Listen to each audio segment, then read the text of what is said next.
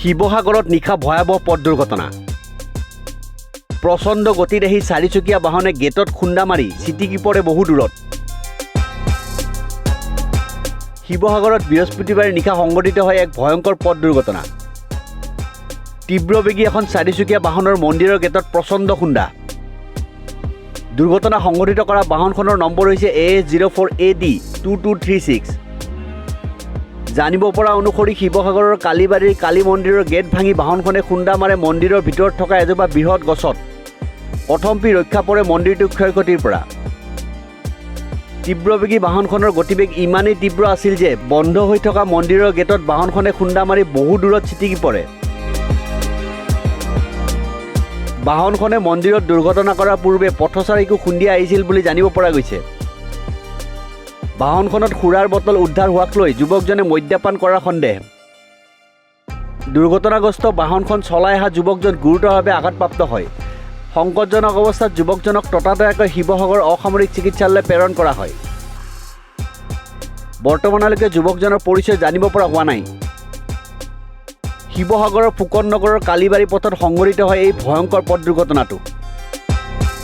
আজি প্ৰায় সন্ধিয়া 10মান বজাত আমাৰ এখন মিটিং চলি আছিলে। আমি প্ৰায় কালী মন্দিৰ পৰিচালনা সমিতিৰ প্ৰায় 10-12জন মানুহ আমি কথা পাতি আছিলোঁ। তেনেকুৱাতে আমি এটা বিকট শব্দ 3টা শুনিছোঁ। শুনি পেলাই আমি দৌৰ মাৰি ওলাই আহিছোঁ। তেতিয়া দেখিছোঁ এখন গাড়ী আহি পেলাই এই বকুলজোপাৰ পিলাৰটোত প্ৰচণ্ড গতিৰে খুন্দিয়াইছে। যদি আজি সেই বকুলজোপাত নুখুন্দিয়াই পেলাই চিধা গুচি গ'লহেঁতেন, গুচি যোৱা হ'লে মানুহৰ ঘৰো যথেষ্ট অনিষ্ট হ'লহেঁতেন, মানুহ মৰিলেহেঁতেন আৰু মন্দিৰটোও যথেষ্ট ক্ষতি হ'লহেঁতেন। এতিয়াও মন্দিৰৰ মূল গেটখন উফৰি গৈ পেলাই প্ৰায় 20-25 ফুট আঁতৰত গেটখন পৰিছেগৈ। গতিকে মানুহজন কি অৱস্থাত, কি কাৰণে ইমান জোৰত আহি খুন্দিয়ালে আমি একো ধৰিব পৰা নাই।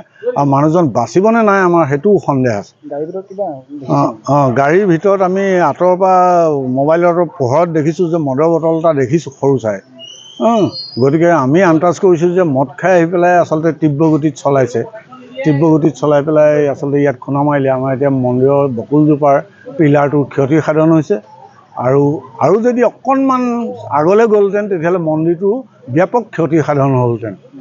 গতিকে এতিয়া মানে কিনো ক'ম, এইটো দুৰ্ঘটনা যদিও মানে এই যিটো মদ্যপান কৰি গাড়ী চলোৱাৰ যিটো প্ৰবৃত্তি, এই প্ৰবৃত্তিটো আচলতে আমাৰ সমাজখনক যথেষ্ট অনিষ্ট কৰিছে আমি দেখি আহিছোঁ। আৰু আজি আমি স্বচক্ষে তাৰ প্ৰমাণ পালোঁ। শিৱসাগৰৰ পৰা ৰাতু কুমাৰ দাসৰ ৰিপৰ্ট, নিউজ 13।